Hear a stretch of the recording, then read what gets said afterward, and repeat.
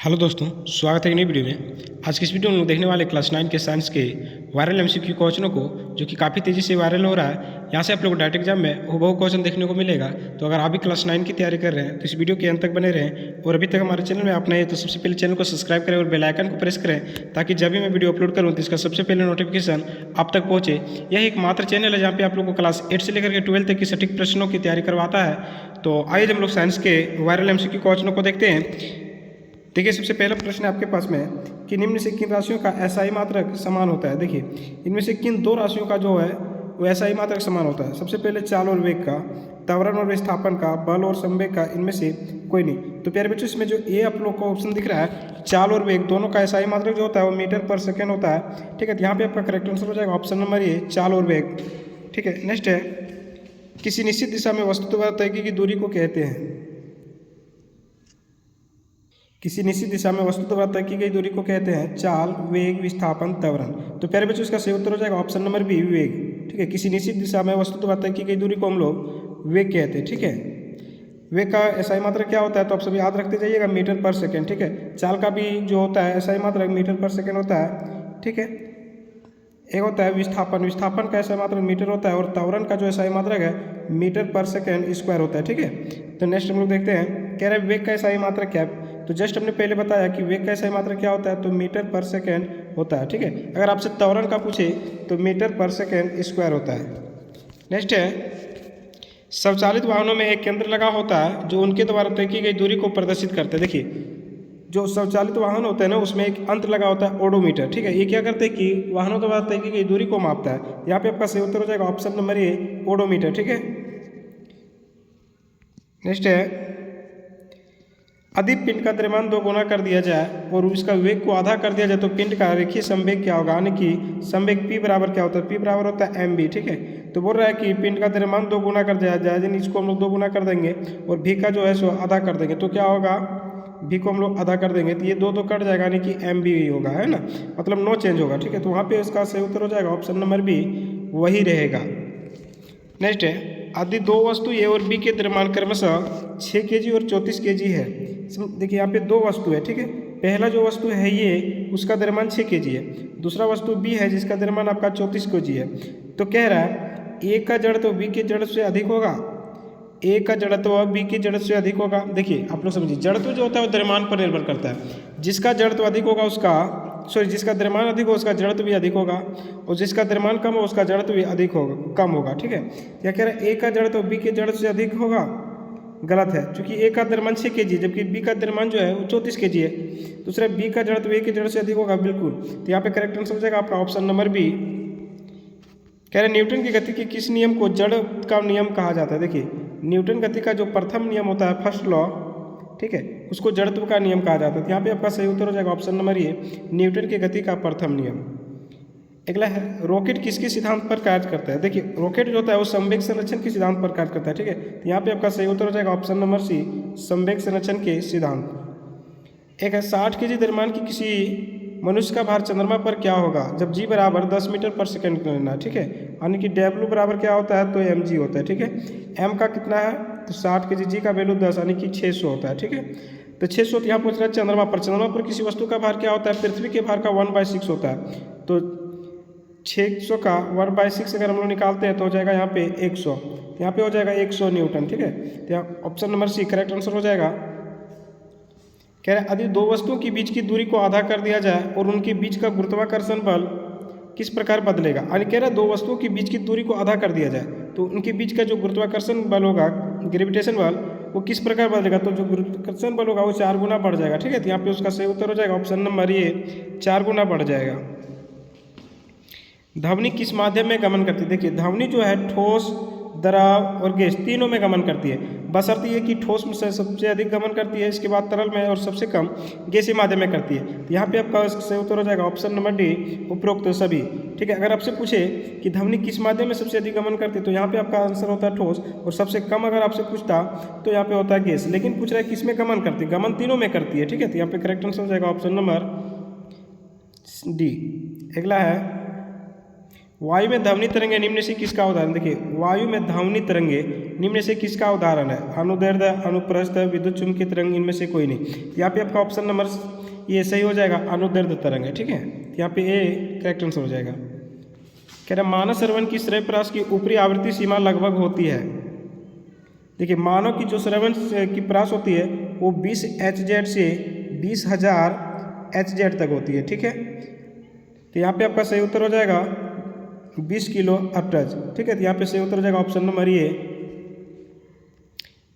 अगला है, दो विभिन्न पदार्थों के कणों का स्वतः मिलना क्या करता है? देखिए, दो विभिन्न पदार्थ के जो कण आपस में स्वतः मिलते हैं उसको हम लोग कहते हैं, हम लोग विसरण कहते हैं। ठीक है, तो यहाँ पे करेक्ट आंसर हो जाएगा ऑप्शन नंबर बी, विसरण। नेक्स्ट है, बर्फ का गलनांक कितना होता है? देखिए, बर्फ का जो गलनांक होता है वो 0 डिग्री सेल्सियस होता है। ठीक है, यानी अगर इसको हम लोग केल्विन में चेंज करेंगे तो 0 को हम लोग 273 ऐड कर देंगे तो हो जाएगा 273.16। ठीक है, तो यहाँ पे करेक्ट आंसर हो जाएगा ऑप्शन नंबर सी, 273.16।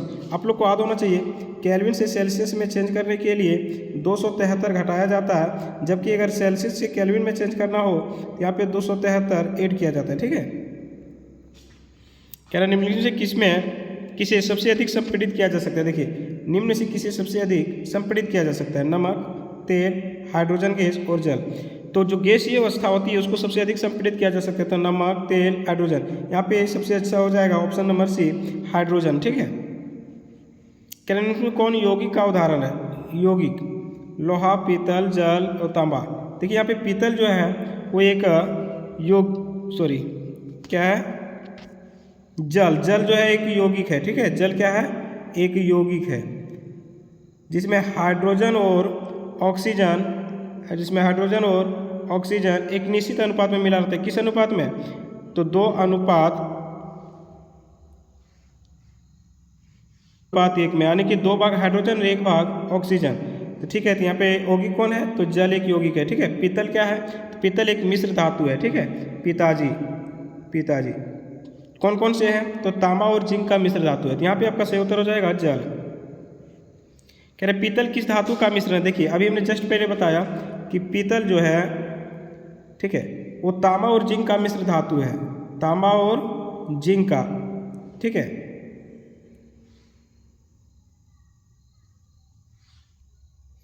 तो यहाँ पे आपका सही उत्तर हो जाएगा ऑप्शन नंबर ये, जिंक और कॉपर। कह रहे निम्नलिखित में से कौन रासायनिक परिवर्तन का उदाहरण? देखिए, रासायनिक परिवर्तन है ना, तो ऐसी परिवर्तन जिसको हम लोग पुनः मूल अवस्था में नहीं ला सकते, यानी से एक नए पदार्थ का निर्माण हो जाता है। तो जल का बर्फ में बदलना, भोजन का पचना, मोमबत्ती का पिघलना, लोहे की चूर्ण को बालू में मिलाना। तो यहाँ पे आपका सही उत्तर हो जाएगा ऑप्शन नंबर बी, भोजन का पचना। कह रहे सोडियम ऑक्साइड का सूत्र क्या होता है? सोडियम ऑक्साइड का सूत्र क्या होता है? तो यहाँ पे आपका सही उत्तर हो जाएगा ऑप्शन नंबर बी। कह रहे 36 ग्राम जल के कितने मोल मौजूद है? 36 ग्राम जल में कितने मोल मौजूद है? देखिए, जल का सूत्र होता है H2O। ठीक है, इसका आणविक द्रव्यमान हम लोग निकालेंगे तो हो जाएगा 2 + 16 यानी कि 18। देखिए, 18 ग्राम में 1 मोल हो रहा है, तो 36 ग्राम में कितना हो जाएगा? तो 2 मोल हो जाएगा। ठीक है, तो यहाँ पे आपका सही उत्तर हो जाएगा ऑप्शन नंबर बी, 2। कह रहे C2H2 का मोलर द्रव्यमान क्या होगा? देखिए, C2, ठीक है, C2H2 का मोलर द्रव्यमान क्या होगा?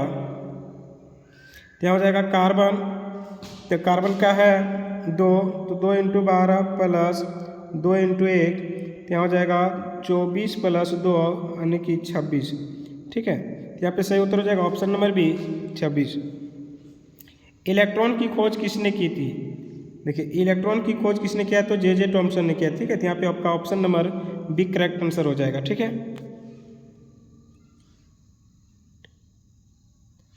धन आवेश होता है। ठीक है, और न्यूट्रॉन पर जो होता है वो कोई आवेश नहीं होता, ये सब याद रखिएगा आप। कह रहे एक तत्व में 11 इलेक्ट्रॉन है तथा 12 न्यूट्रॉन है, उस तत्व की परमाणु संख्या क्या होगी? यहाँ पे इसका सही उत्तर हो जाएगा ऑप्शन नंबर ये, 11। कह रहे किसी तत्व के समान समस्थानिक में निम्नलिखित से कौन परमाणु का समान नहीं होंगे?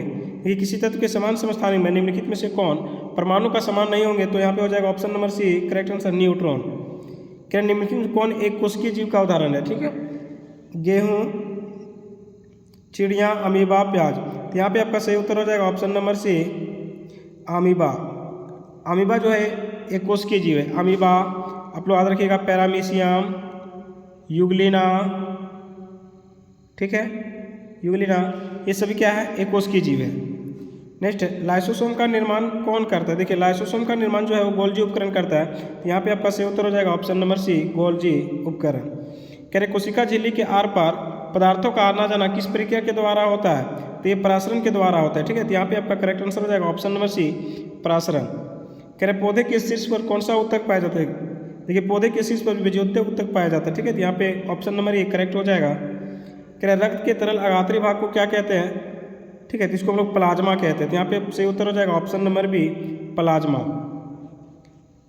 अगला है श्वेत क्रांति किससे संबंधित? देखिए श्वेत क्रांति जो है वो दूध उत्पादन से संबंधित है। तो यहाँ पे आपका करेक्ट आंसर हो जाएगा ऑप्शन नंबर सी, दुग्ध उत्पादन। ठीक है, कह रहे निम्नलिखित में कौन रबी फसल का उदाहरण है? ठीक, देखिए रबी फसल, ठीक है, यानी मौसम के आधार पर फसल को 3 भागों में बांटा गया है, रबी फसल, खरीफ फसल और जायद फसल।